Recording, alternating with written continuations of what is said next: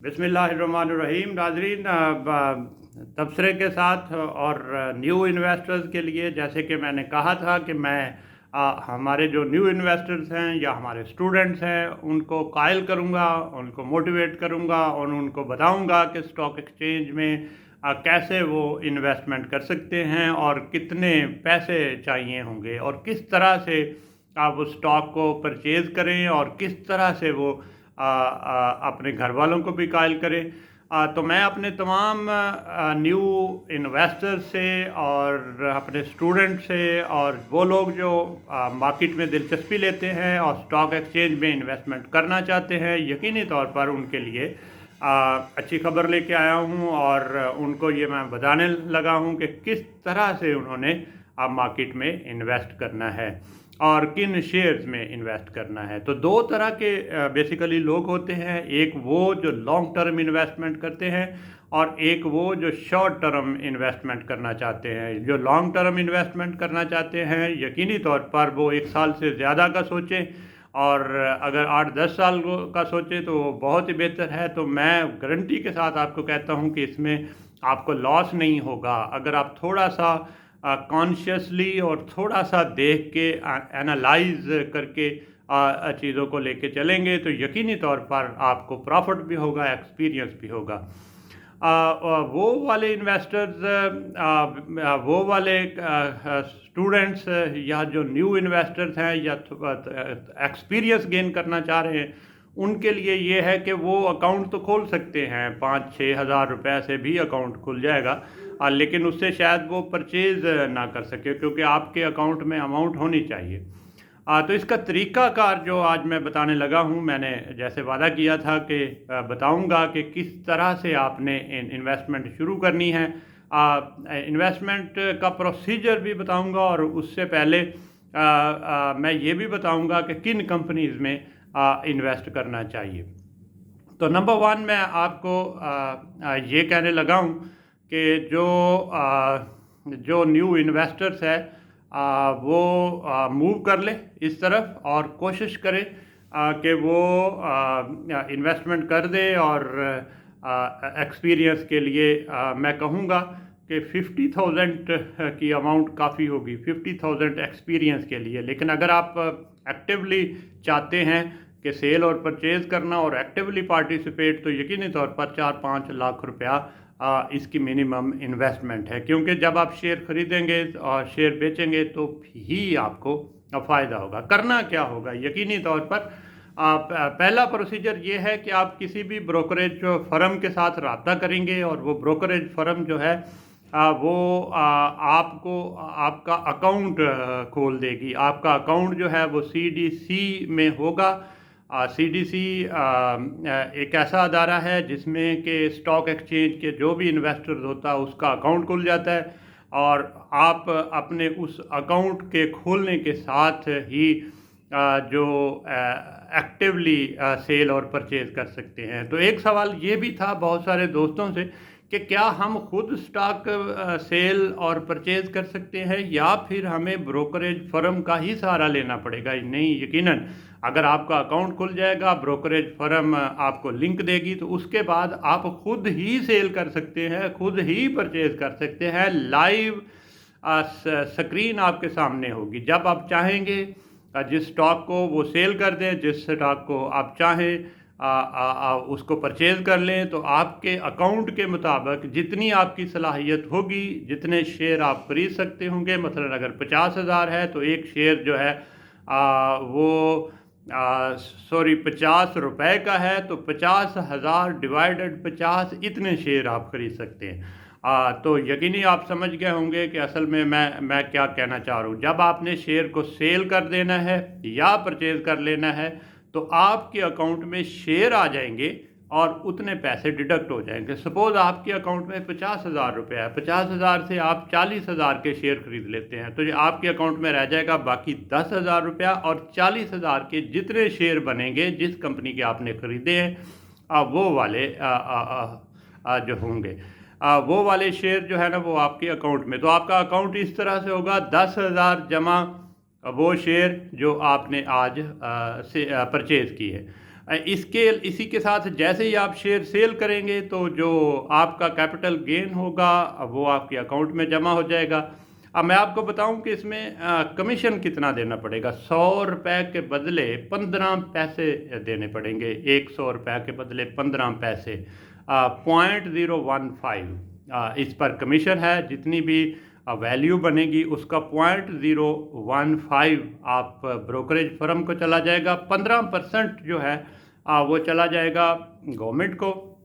और अगर वो फाइलर है, तो अगर वो नॉन फाइलर है तो उसके नॉन फाइलर के लिए 30% है। तो ये बहुत ज़्यादा अमाउंट जो थी वो गवर्नमेंट को चली जाएगी। तो मैं रिक्वेस्ट करूँगा आज जितने भी इसमें इन्वेस्ट करना चाहते हैं, अगर वो फाइलर नहीं हैं तो वो फाइलर बन जाएं, क्योंकि फाइलर बनने से उनको फ़ायदा है और नॉन फाइलर से यकीनी तौर पर उनको नुकसान होगा। तो व्यूअर्स, कोई मुश्किल काम नहीं है, बड़ा ही दिलचस्प इंटरेक्शन है। और इसमें नंबर 1 टेक्निकली आपको क्या करना है, आपको किसी भी ब्रोकरेज फर्म के साथ या आप मेरे से रब्ता करें, मैं आपको यकीनी तौर पर इसमें गाइड कर सकता हूं। मेरा नंबर नोट कर लें, 0301709124। तो मुझसे रब्ता कर लें, मैं आपको गाइड कर दूंगा। जो भी न्यू इन्वेस्टर्स हैं वो इन्वेस्ट करना चाहते हैं तो उनको सबसे पहले अकाउंट खुलवाना होगा। अकाउंट जब उनका खुल जाएगा, उनके अकाउंट में, अकाउंट के लिए वही CNIC और जो एक बैंक अकाउंट के सारी लवाजमात होते हैं वो सारे चाहिए होंगे। तो जैसे ही वो अकाउंट खुल जाएगा तो उसके बाद वो ब्रोकरेज फर्म को कहे कि जी मुझे इसका लिंक दे दे, तो वो आपको उसका लिंक मिल जाएगा। स्क्रीन आपके लैपटॉप पे, आपके मोबाइल फ़ोन पे होगी। जब आप चाहेंगे शेयर परचेज कर सकते हैं और जब आप चाहेंगे शेयर सेल कर सकते हैं। इस तरह से आप इंटरैक्टिव करेंगे। मैं इनिशियली कहूँगा वो लोग जो शुरू करना चाह रहे हैं, वो लोग जो कारोबार करना चाह रहे हैं, यकीनी तौर पर उनके लिए बड़ी अपॉर्चुनिटी है। वो कारोबार करें और वो लगाएं इसमें पैसे और अपनी अकल को इस्तेमाल करें, अपने जहन को और अपने एनालिसिस को इस्तेमाल करें। हाँ, किन कंपनीज में कारोबार करना चाहिए, ये एक और बड़ा अच्छा क्वेश्चन है। और बहुत सारे दोस्तों ने ये भी पूछा है कि वो कौन सी कंपनीज है। यकीनन दोस्तों मैं कहूँगा जो बैंकिंग सेक्टर है, कभी भी उसमें लॉस नहीं होता। आपको पता है बैंक में क्या लॉस होना है, इधर से वो पैसे लेते हैं, इधर से वो दे देते हैं। अगर उन्होंने 10% पे डिपॉजिट लिए हैं तो वो 15% पे, 18% पे बेच देंगे और अपना इंटरेस्ट निकालेंगे। तो बैंकिंग सेक्टर इनिशियली वो लोग जो सेफ इन्वेस्टमेंट करना चाहते हैं उनके लिए बड़ी इंपॉर्टेंट है, वो बैंकिंग सेक्टर को चॉइस करें।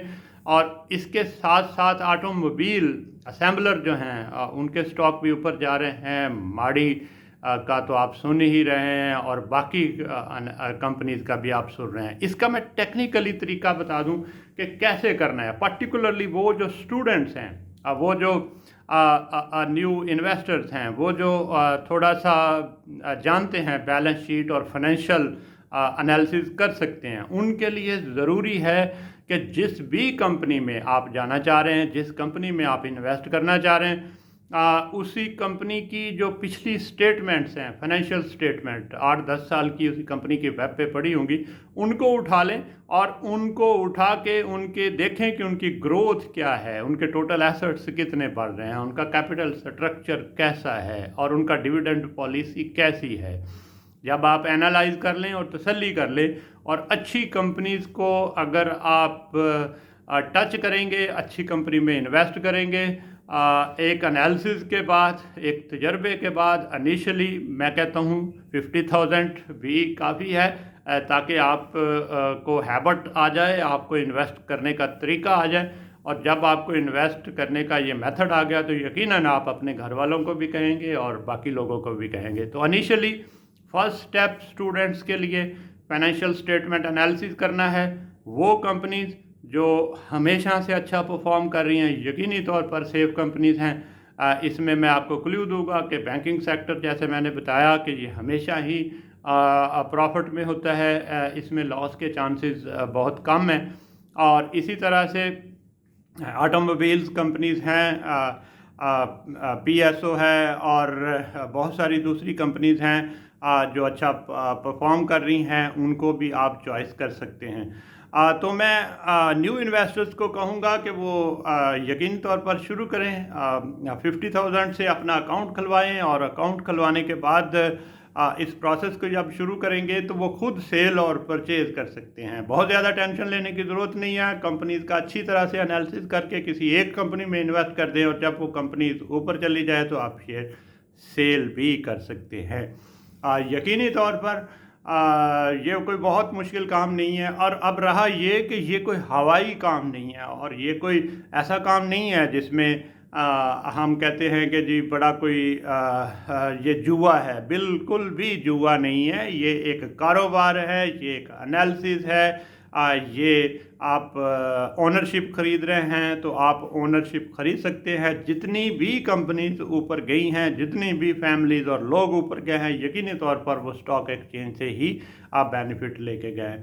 तो दोस्तों, वो लोग जो न्यू कमर्स हैं और वो लोग जो इन्वेस्ट करना चाहते हैं, और मैं कहूँगा अगले सेमेस्टर में हम बहुत सारे प्रोग्राम्स करेंगे, और मैं अपने स्टूडेंट्स को कॉल करूँगा कि वो अपने वालिदैन को भी इसमें शामिल करें, और ख़ुद भी अपने घर में बैठ के हम इसे बाकायदा इसके एनालिसिस करेंगे, और एनालिसिस के बाद हम कहेंगे टेक्निकली कि इस स्टॉक में आप जाके इन्वेस्ट कर दें। यकीनी तौर पर मुझे लगता है कि एक नया दौर शुरू होने वाला है, और पाकिस्तान में हमारे स्टूडेंट्स अगर इसमें आ गए तो यकीनी तौर पर ये कौम की तकदीर बदल देंगे, और ये इंडिकेटर को बहुत अप कर देंगे। अगर तमाम लोग जिनके पास इन्वेस्टमेंट है वो इन्वेस्टमेंट ले आएँ और मार्केट में इन्वेस्टमेंट करें, तो इसमें ज़रा भर भी कोई ऐसा नहीं है कि आपको लॉस होगा। सिर्फ उन कंपनीज़ में लॉस होता है जो कंपनी आर्टिफिशियल, जिनकी प्राइस कुछ लोग ऊपर लेके जाते हैं और फिर वो स्टॉक को ऊपर ले जाकर फेंक देते हैं। तो ब्लाइंडली इन्वेस्ट नहीं करना। यकीनी तौर पर आप उसकी फाइनेंशियल स्टेटमेंट देखें, उसकी ग्रोथ देखें कि किस तरह से एसेट्स इसके बढ़ रहे हैं, और उसकी इनकम भी देखें और कैश फ्लो स्टेटमेंट भी देखें। 3 बेसिक फाइनेंशियल स्टेटमेंट्स होती हैं जिसमें कैश फ्लो है, इनकम स्टेटमेंट है, और जो उसकी बैलेंस शीट है। इन 3 के एनालिसिस के साथ साथ आप जब एनालाइज करेंगे, और जो कंपनी भी ग्रोथ कर रही होगी, यकीनी तौर पर वो आपको फ़ायदा देगी। तो आज इसी तबसरे के साथ और इन्हीं व्यूज़ के साथ मैं आपसे इजाज़त चाहूँगा कि जो लोग भी डरे हुए हैं और वो लोग समझते हैं कि ये जुए का कारोबार है, ये कोई अच्छा कारोबार नहीं है, तो बिल्कुल भी गलत है। ये एक बहुत अच्छा कारोबार है, और लेकिन इसमें ब्लाइंडली आपने नहीं करना, इसमें जुआ कुछ नहीं है, और इसमें सोच समझ के आपको चलना है। तो यकीनी तौर पर हमारे वो लोग जिन्होंने बीबीए किया हुआ है, जिन्होंने एमबीए किया हुआ है, जो हमारे बिज़नेस के स्टूडेंट्स हैं, यकीनी तौर पर वो फाइनेंशियल स्टेटमेंट को आसानी से समझ जाएंगे, और फाइनेंशियल स्टेटमेंट की बेस के ऊपर फंडामेंटल्स के ऊपर जाके इन्वेस्ट करें। और अगर आप लॉन्ग टर्म इन्वेस्ट करें तो मैं गारंटी आपको देने को तैयार हूं कि कभी आपको लॉस नहीं होगा। हाँ, शॉर्ट टर्म में बाज़ दफ़ा मार्केट ऊपर नीचे जाती है।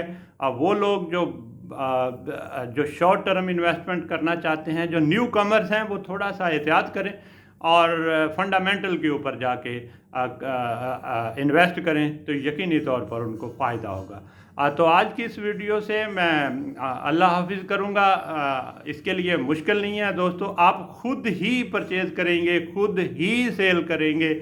चाहें तो खुद कर लें, चाहें तो अपने ब्रोकरेज फर्म्स को आप कहें, और बहुत ज़्यादा उसके ऊपर कोई कमीशन नहीं है। कोई भी ब्रोकर हाउस आपके शेयर खुद सेल नहीं कर सकता जब तक आप उसे ऑर्डर नहीं करेंगे। आपकी कॉल रिकॉर्ड होगी, आपका पूरा व्हाट्सएप का सबूत होगा, और फिर ही वो कर सकता है। वो खुद से कुछ नहीं कर सकता। आपका अकाउंट है, आप चाहें तो खुद मेंटेन करें और चाहें तो खुद सेल और परचेज़ करें। और मैं उन लोगों से जो बीबीए के स्टूडेंट हैं, एमबीए के स्टूडेंट हैं और मैनेजमेंट के स्टूडेंट हैं और दिलचस्पी लेते हैं, या वो लोग जो एनालाइज की बेसिस के ऊपर इन्वेस्ट करना चाहते हैं, मैं उनसे कहूँगा कि वो ज़रूर जो है इसका फ़ायदा उठाएं और उनके पास जो भी इन्वेस्टमेंट है उसको मार्केट में लेके आएँ।